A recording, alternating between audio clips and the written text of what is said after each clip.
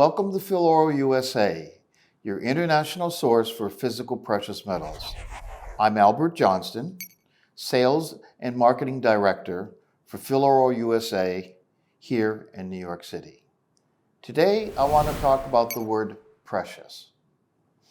We refer a lot of times as precious metals, which means gold and the three white precious metals, silver, platinum, and palladium. There's also another group of precious metals which are not so well known, that are used in very high industrial uses and are quite geologically rare. And they belong to the PGMs, which means the platinum group of metals. So platinum belongs to that, palladium belongs to that. You have rhodium, you have ruthenium, you have iridium, and you have osmium.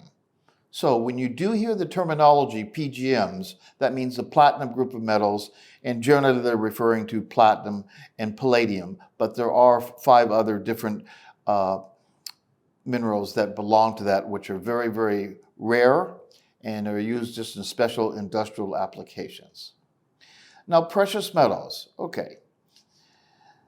The big misconception here is the word precious. For instance, precious gemstones or precious gems, okay? You think of diamonds, rubies, sapphires, and emeralds. But the true definition of precious is anything in its very, very fine quality. So, in the world of gemstones, I'll use for an example, you have gem tourmaline, you have gem alexandrite, you have gem chrysoberyl, you have gem kunzite, you have gem topaz, and on and on and on. So it's anything in its fine, fine quality. And that's why we call precious metals precious, because we're dealing in metals which, investment metals, which are pure. Now, gold and silver are found in many different countries of the world. Let's take South America, for example. I can't think of one country in South America that doesn't produce silver and gold. Even Paraguay produces a little bit of silver and gold. And they're very, very large producers of silver and gold. Classic example of that historically would be the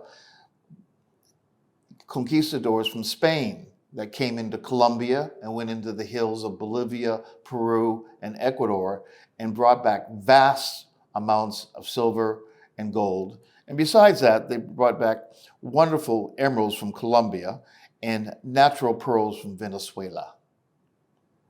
So precious is anything, like I said, in its very, very kind of rare and gem quality. Here at philoro, we deal in investment grade precious metals. Now let me define what I mean by investment grade. That means when you're dealing in the bars, we're dealing in bars that have a purity of 0.9999, commonly called 4 nines, which means 99.99%. That's the finest refinement you can get in gold. There is 5 nines and 6 nines, which is a specialty only used in very, very special electronics and wiring and things of that sort. Now, in silver, we're dealing in silver that is 0.999, 3 nines, and 0.9999, 4 nines. Now, the difference between 3 nines and 4 nines is absolutely microscopic, but that is considered to be investment grade silver.